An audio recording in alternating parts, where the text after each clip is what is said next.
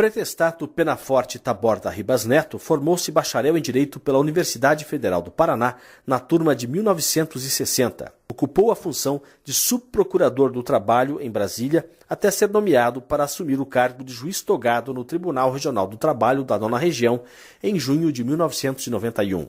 Exerceu a presidência da primeira turma do tribunal até dezembro de 95, quando foi eleito para a vice-presidência da instituição. Em novembro de 97, foi eleito para assumir o mandato de presidente do TRT. Em 99, deixou o cargo para sua vice-presidente, Adriana Nutti Paes Cruz, em função de um convite do então governador do Paraná, Jaime Lerner, para ser secretário estadual na pasta da Casa Civil. O tribunal teve uma expansão de número e uma das vagas era do Ministério Público.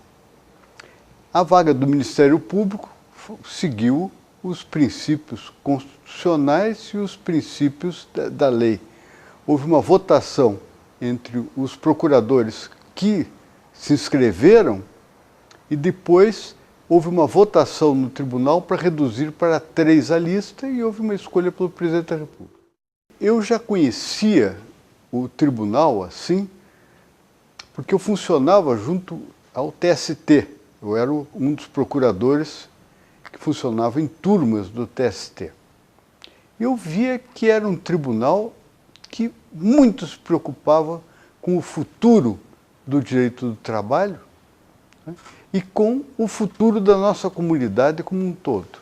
Então eu vim muito satisfeito para cá, né, e conhecia o presidente em exercício na época, o doutor Indalécio, e achei que seria uma boa volta depois de 19 anos fora do Paraná. O peso político é um pouco difícil de você imaginar, né? Sem dúvida, ele tinha importância, porque cuidava de áreas muito sensíveis, tanto a economia, quanto a cultura do Paraná, quanto a administração pública. Procurei, né, de todas as maneiras, atender nos votos que fiz, revisões, tudo, procurar me enquadrar dentro do onde parecia o destino da Justiça do Trabalho. E uma das primeiras coisas que eu propus ao Pleno do Tribunal, assim que investido como presidente, foi a criação de 14 novas juntas. Essas 14 novas juntas eram Araucária, Bandeirantes, Cambé, Paranavaí, Pinhais, Porecatu, Santo Antônio da Platina, São José dos Pinhais, Campo Largo, Dois Vizinhos, Nova Esperança e Palmas, Paranaguá e Umuarama. A longa tramitação legal, porque também não é por culpa dos deputados, nem por culpa do tribunal, né? É a dificuldade que tem para a criação, né? Foi concluída entre 2005 e 2009. Teve juntas que foram solicitadas nessa época, foram solicitadas todas juntas, e as primeiras foram em 2005 e a última foi em 2009, a Junta de Palmas, até criada e instalada no inverno, em que eu louvei a presidente desembargadora Rosali de ir a Palmas no inverno. É que houve, além de houve um crescimento muito grande dessa região metropolitana. Foi uma das regiões de expansão demográfica maior, foi exatamente a região metropolitana. Por quê? Porque as pessoas vinham para cá na esperança de conseguir empregos, de conseguir trabalhar em fábricas, e principalmente porque a parte da agricultura, né, tirava da terra muita gente. Então, muitas pequenas fazendas, pequenas propriedades, né, foram substituídas por grandes propriedades, entende? Na área de agricultura de soja, por exemplo, ou na área de pecuária. O volume de trabalho era muito grande. Houve 2 reuniões do Pleno, inclusive, eu recordo, para aumentar a distribuição semanal. Eram distribuições semanais.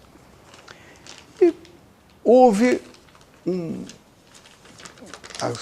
assentimento, uma concordância integral no aumento.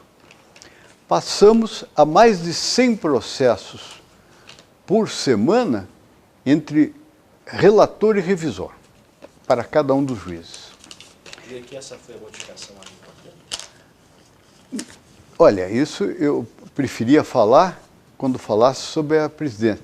Mas foi uma importante modificação, porque o que mostrava isso? Mostrava que o tribunal, embora bem organizado e tudo, com boas secretarias e tudo, não estava acumulando processos. Eu cheguei por antiguidade e achei uma função muito importante, porque eu já fazia parte da seção de dissídios coletivos. Quando eu entrei no tribunal não tinha ainda sessões, tinham apenas 3 turmas. Por que a sessão de dissídios coletivos era importante? Porque tinha a parte conciliatória prévia. E como tinham muitos pedidos de dissídios coletivos, e era necessário, então, eu assumi uma obrigação, né, de atender praticamente o dia inteiro, né, essas audiências de tentativa de conciliação, procurando fazê-las mais longas, em vez de fazê-las curtas, porque os juízes não faziam por má vontade, um pouco mais curtas, é que não tem muito tempo, não, para isso. Então, qual foi o resultado, para mim, muito gratificante, é que conseguimos muitas conciliações, né?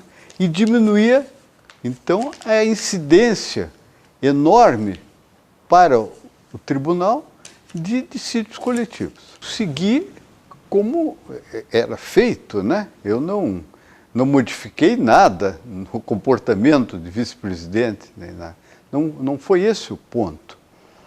Apenas eu vi que havia uma necessidade de ficar mais tempo, né, para evitar que não fosse solucionada na fase conciliatória.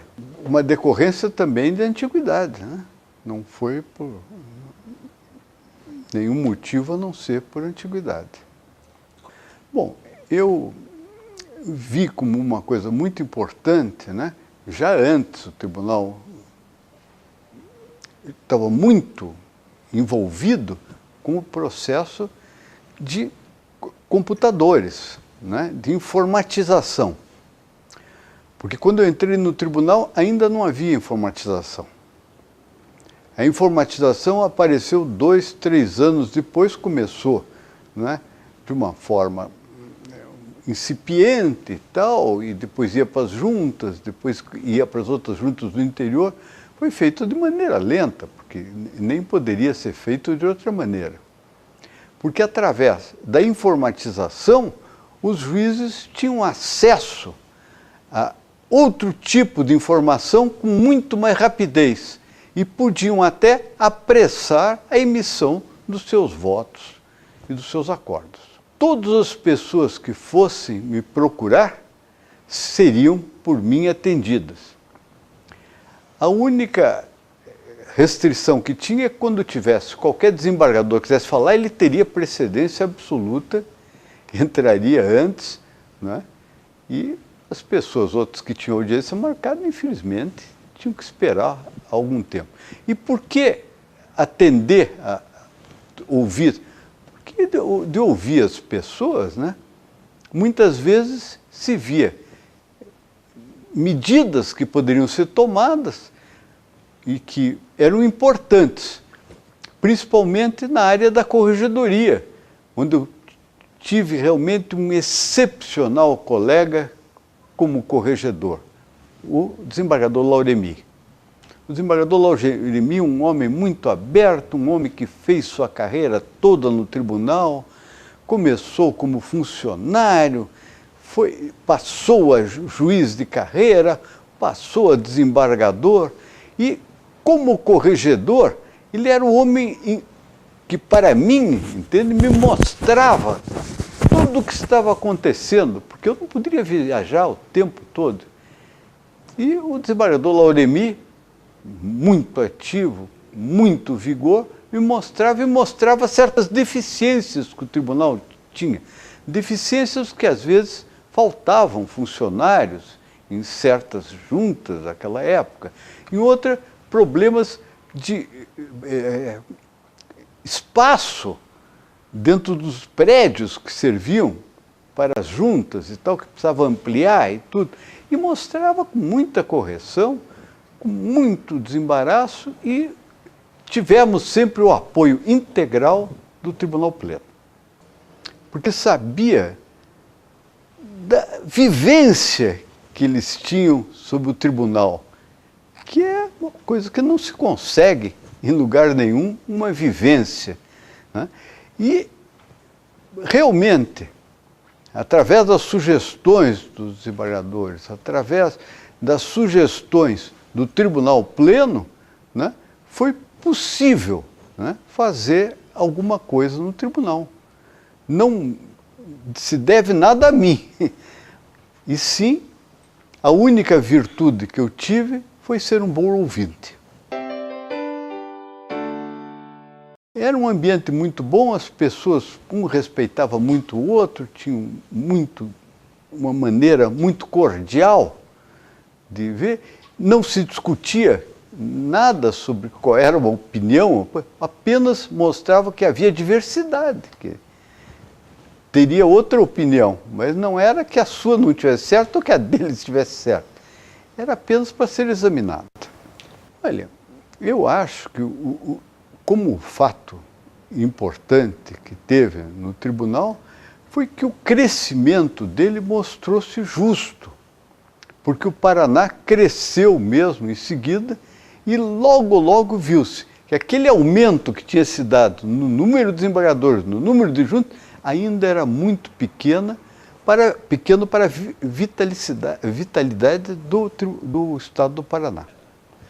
Bom, era pelo número de processos que entravam, não é? Pelo número de processos que entravam, em determinadas juntas, né, entrava um número de processos que aconselhavam a dividi-la. Por quê? Porque mesmo transformados em duas juntas, assim mesmo ainda trabalhariam muito. Na parte de dissídios coletivos, foi o trabalho rural. Por que o trabalho rural? Porque havia muito conflito, né, entre os sindicatos patronais e os sindicatos de trabalhadores rurais. Por quê? Porque justamente, não via nada de exagerado nem exorbitante nisso, os trabalhadores rurais queriam ter o tratamento exatamente nos termos em que tinham os trabalhadores urbanos. E, às vezes, tinham dificuldade de tudo, mas o tribunal era realmente onde eles poderiam, né, dirigir-se para mostrar. E nos dissídios coletivos, com um trabalho grande de todos os desembargadores, tudo, porque eu fazia só a parte conciliatória como vice-presidente, mas cada juiz da sessão recebia processos e era o relator do processo.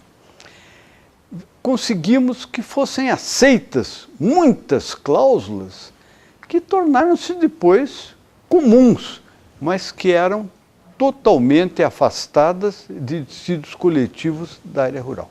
Eu gostaria muito de dizer que foi muito bom.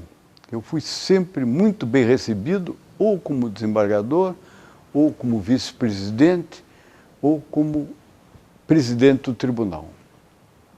E que, ao entrar no tribunal, o presidente do TST era o ministro Wagner Pimenta, homem a quem eu muito conhecia já do Ministério Público. E o ministro Wagner recebeu várias vezes, porque às vezes era necessário ir a Brasília por qualquer motivo. E não só isso, como também eu tive um bom relacionamento com o presidente que foi anterior ao ministro Wagner, o ministro Marco Aurélio Prates de Macedo, uma pessoa muito digna, muito boa, e que às vezes me encaminhava em algumas questões, mostrando qual era o caminho dentro da judicatura, porque eu tinha vindo do Ministério Público, então eu precisava ainda me acostumar a um outro trânsito.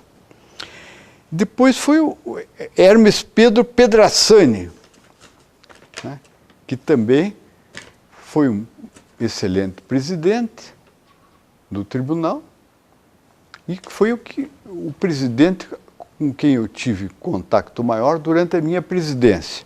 E foi sucedido pelo ministro Almir Pazianotto, com quem eu tive boa amizade, um bom relacionamento, e via-se que não por minha causa, não por nada, mas que o Tribunal do Paraná era muito respeitado no Tribunal Superior do Trabalho. E respeitado porque procurava, não é, dar conta de um maior número possível de processos a ele submetidos. Principalmente em 2 pontos. O primeiro ponto é que nunca existe um lado só. Porque o Ministério Público às vezes é acusado, não é. O Ministério Público é um agente da comunidade nacional.